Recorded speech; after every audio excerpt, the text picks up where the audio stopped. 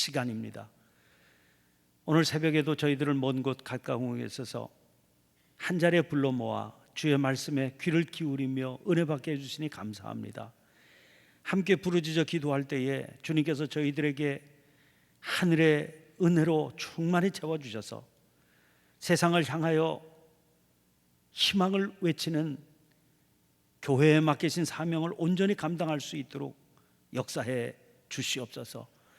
오늘 새벽에도 주님 앞에 귀한 예물 드려 영광 돌리는 손길들을 기억하시고 하늘의 풍성한 것으로 채워주시기를 소원합니다. 그 마음의 소원을 또한 주님께서 귀하게 응답해 주셔서 주와 동행하는 기쁨과 감격이 충만한 삶이 되게 해 주시옵소서. 불쌍한 종을 능력의 장중에 이 시간도 붙잡아 주셔서 생명의 말씀을 전하기에 부족함이 없도록 역사해 주시옵소서. 예수님 이름으로 기도하옵나이다. 아멘. 아멘. 오늘 본문 말씀은 하나님을 향해서 인간이 터뜨리는 어처구니 없는 불평을 고발하는 그런 내용의 말씀입니다. 야곱아, 어찌하여 내가 말하며 이스라엘아 내가 이르기를 내 길은 여호와께 숨겨졌으며 내 송사는 내 하나님에게서 벗어난다 하느냐. 이 구절을 세 번역으로 보니까 이렇게 되어 있습니다. 야곱아 내가 어찌 불평하며 이스라엘아 내가 어찌하여 불만을 토로하느냐. 어찌하여 주님께서는 나의 사정을 모르시고 하나님께서는 나의 정당한 권리를 지켜주시지 않는다 하느냐. 이제 여기 동원되고 있는 야곱 그리고 이스라엘, 이걸 주목해 볼 필요가 있습니다. 이것은 보통 이스라엘 민족 전체를 지칭하는 그런 말로 받게 되지요. 그러나 그 전에 우리가 잘 알고 있는 특정인 야곱이라고 하는 사람의 삶을 떠올려서 이 말씀을 살펴볼 필요가 있지 않겠나 생각이 됩니다. 지금 야곱이 불평한다는 겁니다. 내 길이 여호와께 숨겨졌다.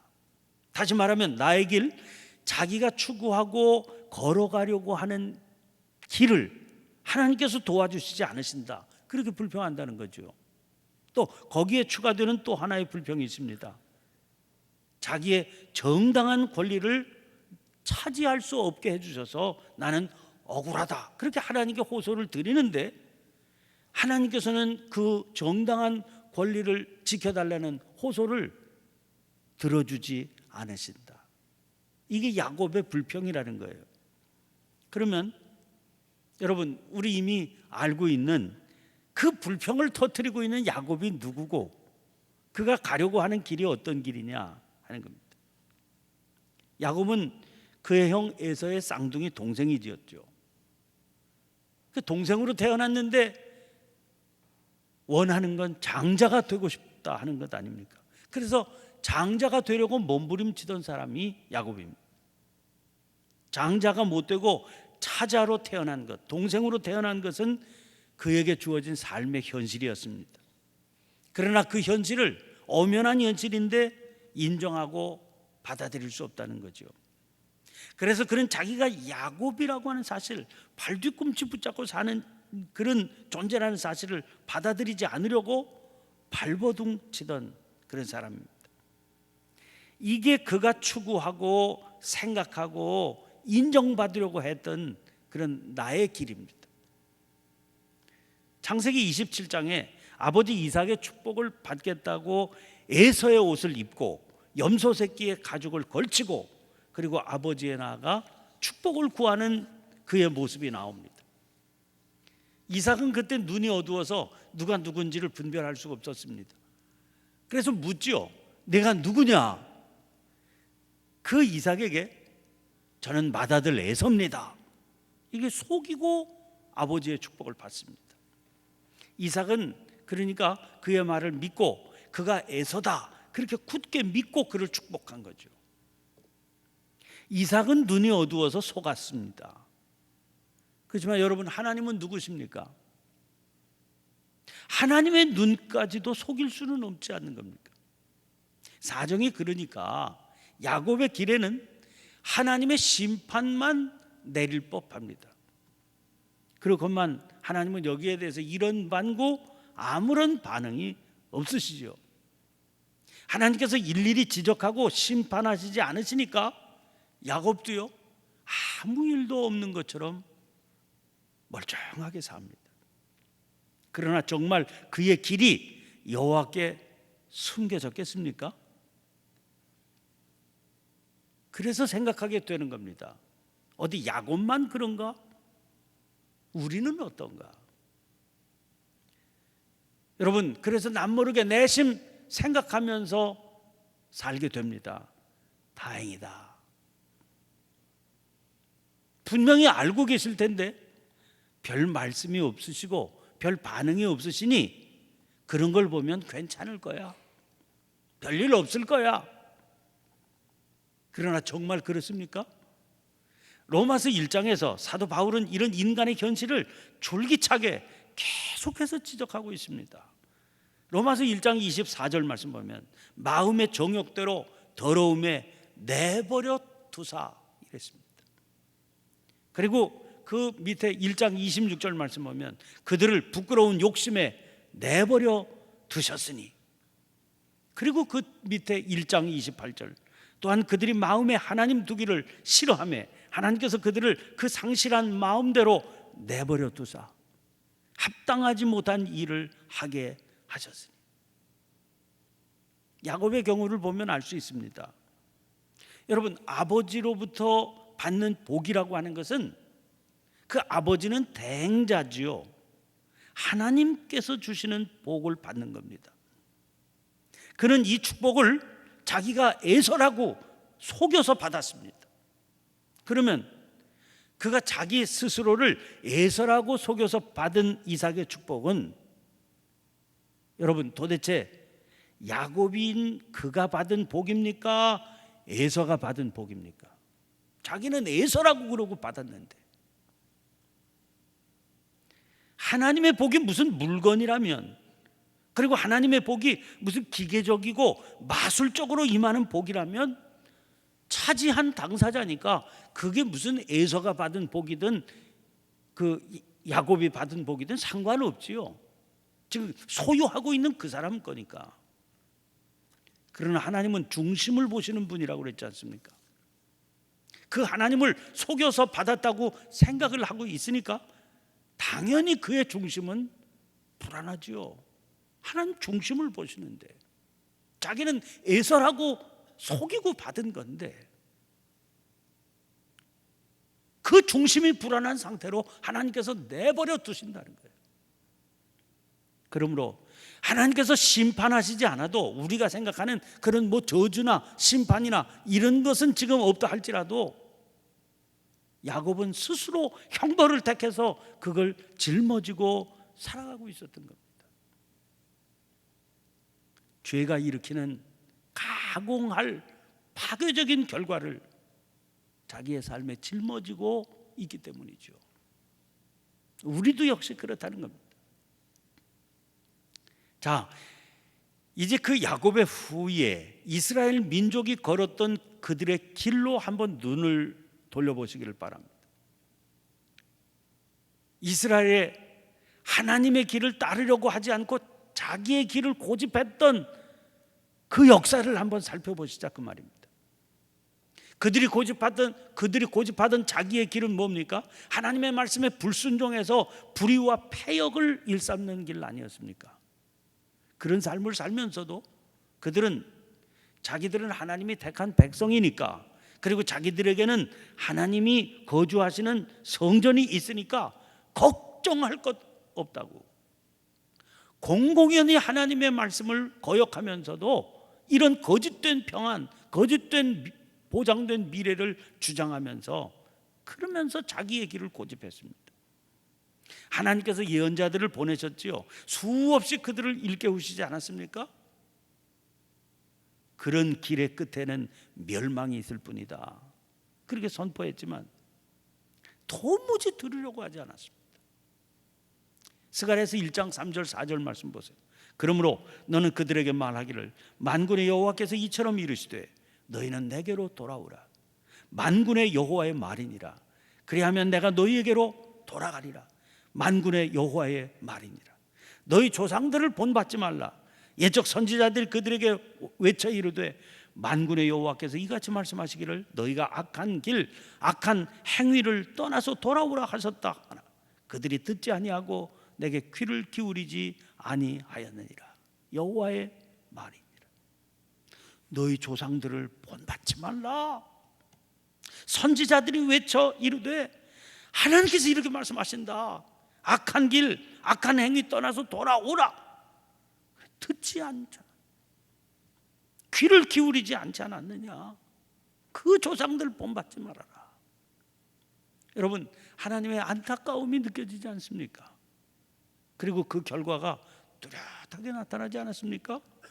이스라엘은 패망당하고 그들이 허망하게 믿던 성전은 돌 하나가 첨 놓이지 못하도록 다 회파되고 말지 않았습니까? 그러면 이제 그들이 취할 길은 뭐겠습니까?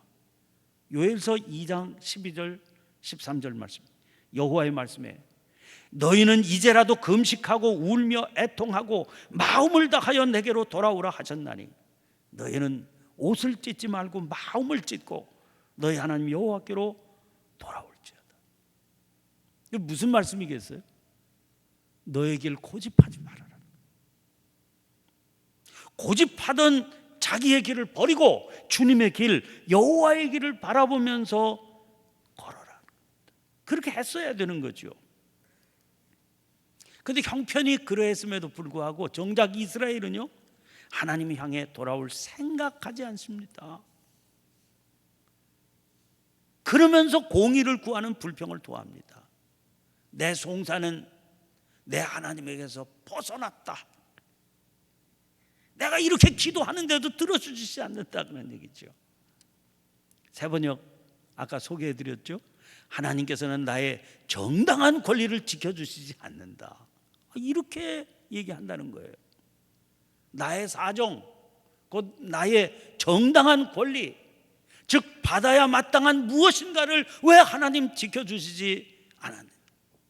요구했음에도 받아들여 주시지 않느냐. 고집하고 가고 있는데도 왜 못 본 척 하시느냐.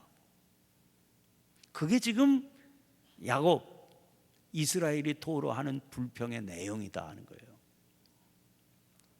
여러분, 이거 얼마나 터무니없고 얼마나 염치가 없는지, 그리고 얼마나 대책이 없어 보이는지 기가 막힐 지경이죠. 그래서 하나님께서 물으신다는 겁니다. 어찌하여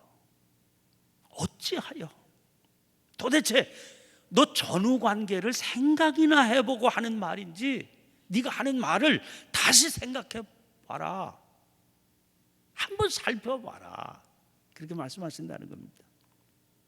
조금만 생각해 봐도 내 길을 아시면서도 도대체 거기에 합당하게 대우하시지 않았다는 사실 때문에 불평을 할 게 아니라 감사하고 찬양을 드려야 합당한 거다. 성경은 하나님께서 우리를 공정하게 대하지 않으신다 그렇게 선언합니다. 공정하게 대하셨다면 우리에게 떨어질 몫은 심판과 저주의 형벌이 당연한 거거든요. 그런데 사실은 그렇지 않지 않았습니까? 그렇게 하나님이 선언하시는 거예요. 오늘 본문 우리 40장 2절에 이렇게 말씀하지 않았습니까? 그 노역의 때가 끝났고 그 죄악이 사함을 받았느니라. 그는 그의 모든 죄로 말미암아 여호와의 손에서 벌을 배나 받았느니라. 그러니까 그로 인해서 우리는 불평은커녕 넘치는 감사를 드려야 마땅한 존재입니다. 로마서 5장 8절에 우리가 아직 죄인 되었을 때에, 아직 죄인인 상태로 있을 때, 하나님의 길을 생각하지도 않고 자기의 길만 고집하고 달려가고 있을 때 그리스도께서 우리를 위하여 죽으심으로 하나님께서 우리에 대한 자기의 사랑을 확증하셨느니라. 하나님의 사랑을 받을 만한 그런 존재가 아니었을 그때에 그런 사랑을 베풀어 주셨다는 거다. 요한복음 1장 12절에 영접하는 자 곧 그 이름을 믿는 자들에게는 하나님의 자녀가 되는 권세를 주셨으니, 영접하기만 하면 그 상태와 아무런 관계없이 하나님의 자녀가 되는 권세를 주셨다는 것. 누가복음 15장 11절부터 24절까지 말씀 보면 거기 탕자의 비유가 나오지요. 멀쩡히 아직 건강하게 살아계신 아버지에게 찾아가서 아버지 유산을 사전 상속해달라 그렇게 때를 씁니다. 이것만 가지고도 그는 폐륜을 저지르고 있는 거죠.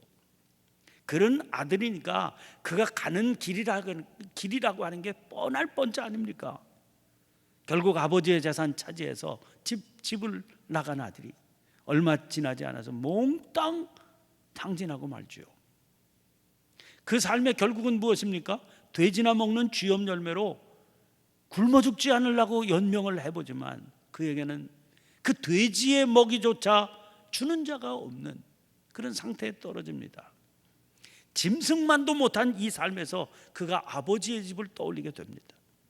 아버지의 집에서는 품꾼도 이런 삶을 살지는 않았는데 그 아들인 자기는 이런 지옥 같은 상황에서 굶어 죽게 되었구나, 이런 생각이 떠오르죠. 이렇게 굶어 죽느니 차라리 아버지에게 돌아가서 죄를 고백하고 아들이라고 불리우는 건 염치가 없지만 종으로라도 나를 받아주십시오, 그렇게 매달려 보자, 그런 결심을 내리게 됩니다. 그런데 돌아온 그 아들을 아버지가 어떻게 대하던가요?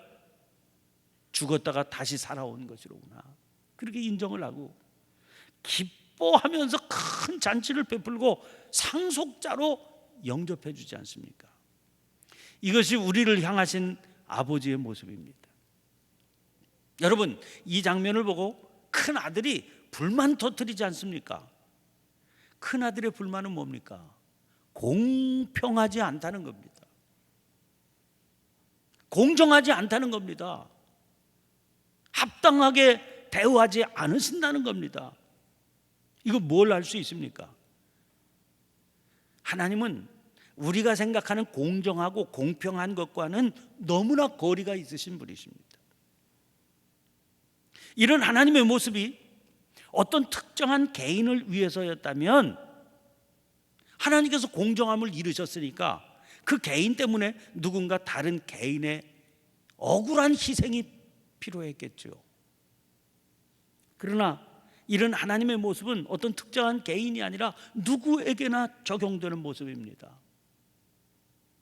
그러므로 공의로우신 하나님께서 치르셔야 될 대가는 사람의 것을 빼앗아서 사람에게 주는 불공평함이 아니기 때문에 이 일을 위해서 하나님께서 택하신 하나님의 길은 기꺼이 당신의 권리를 포기하시는 것이죠. 이것이 곧 공의로우신 하나님의 은혜입니다. 하나님은 당신 스스로에 대해서 불공평함을 택하신 겁니다. 당신이 불공평함의 옷을 입고 그 불공평함이 은혜로 우리 모두에게 쏟아 부어지는 그 길을 택하신 겁니다. 여러분, 이 은혜를 누군가 진실로 깨닫게 되었다면 그는 어떤 삶을 살게 되겠습니까? 누군가의 권리를 위해서 자기의 권리를 기꺼이 포기할 수 있게 되는 겁니다. 그런 길을 택하게 될 때 그의 안에 찾아오는 변화는 어떤 것이겠습니까? 불평과 불만으로 인한 분노는 사라지고 하나님을 향한 감사가 흘러드는 그런 경험이지요. 남들이 보기에는 불공정한 길을 가고 있는데도 불구하고 감사와 찬양이 흘러넘치는, 이번 부흥회 강사로 오신 감독님께서 설교하실 때마다 수차례 강조하신 내용이 있습니다. 구호처럼 외치신 말씀이 있습니다. 여러분, 하나님이 우리보다 훨씬 더 똑똑하십니다.